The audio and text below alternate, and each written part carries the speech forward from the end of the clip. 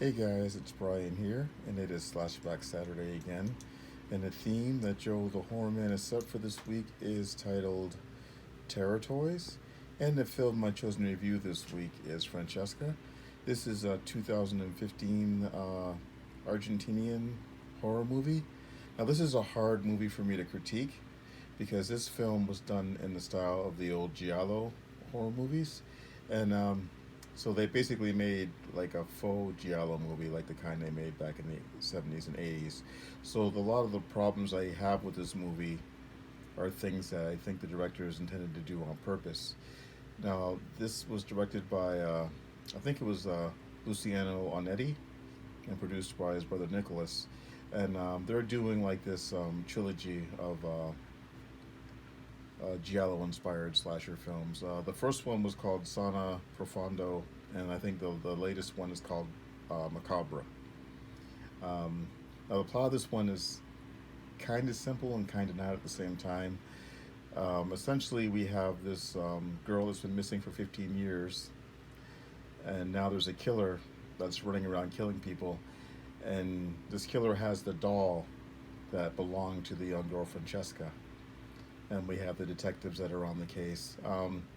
The main problem I have with this film, for the most part, is the pacing. This film is kind of slow moving for the most part. Luckily, I've noticed with a lot of these films, they're really short. This one is barely 80 minutes. I think it's 77 minutes.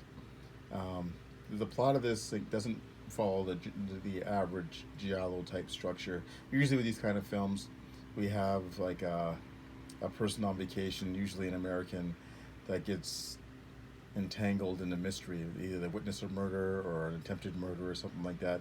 This film doesn't have that. Essentially, we have these murders popping up all over the place, and the only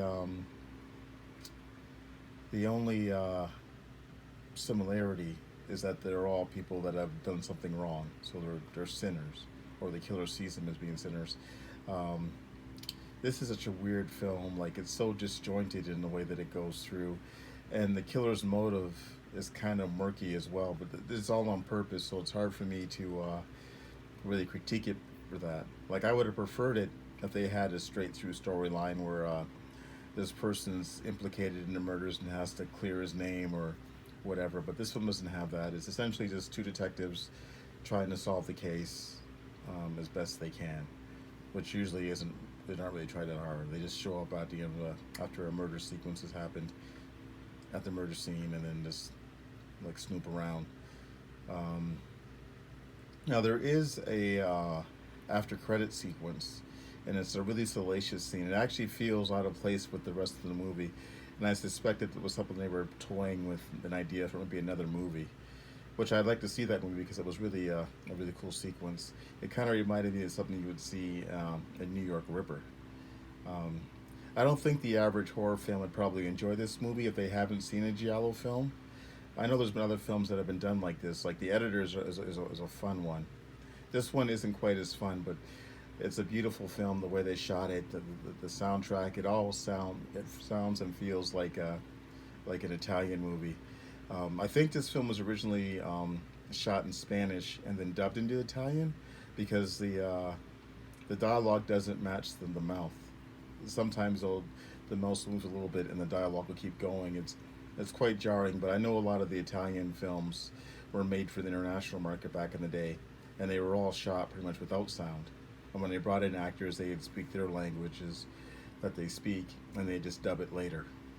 So I can't really recommend this one, but if you're a fan of giallo movies, I think you would like this one. All right, guys, that's pretty much it. I think I covered everything. I think I may have mentioned that the killer does have a doll, which is why I chose this one. Like, there's an image of the doll here, kind of the creepy little thing, and there's the killer there. It does look and feel like a giallo film, and had I, you know, didn't know any better, I'd swear that was one that I never heard of. All right, guys, that's pretty much it. That's my review. Thanks for watching, everyone, and I'll talk to you all later.